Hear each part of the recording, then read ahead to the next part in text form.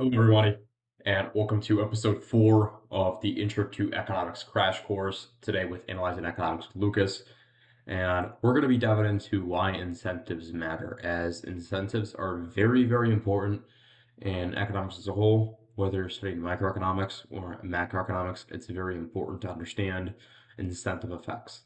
That said, let's dive right in and make this very simple for you guys. So, what are incentives? Well, incentives are rewards or punishments that influences decisions and behavior. For instance, let's say when you were a kid, you got a chore, which is to clean the house or take out the trash. Let's use take out the trash for an easier example. Let's say your mom says you can play on the gaming console for an hour if you take out the trash. Well, that's an incentive, which stems from an incentive effect.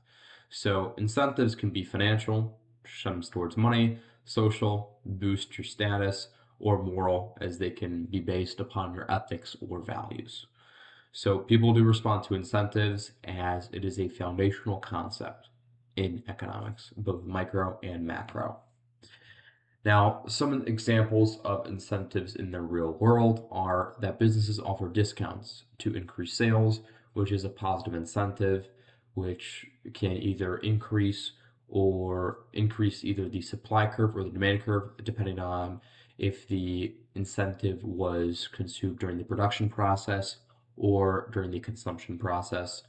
And if governments tax pollution, well, that's a negative incentive effect that boosts the marginal private cost to the marginal social cost, and which is talked more about in microeconomics specifically.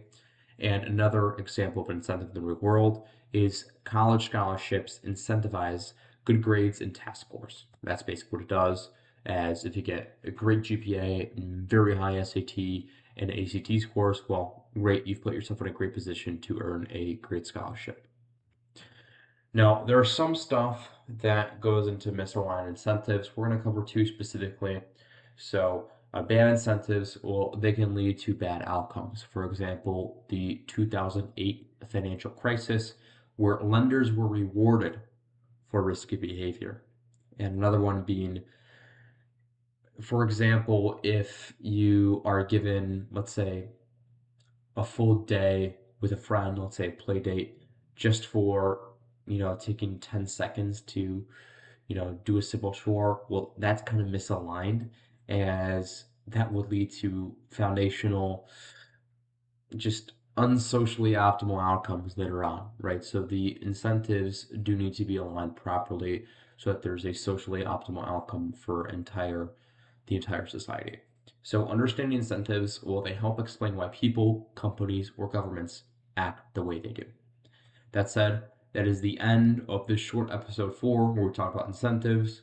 Again, if you have any questions, be sure to put them in my comment section below or reach out to me directly. Make sure to subscribe, and I will see you in the next episode of this Intro to Economics crash course with Lucas. Thank you, and see you guys soon.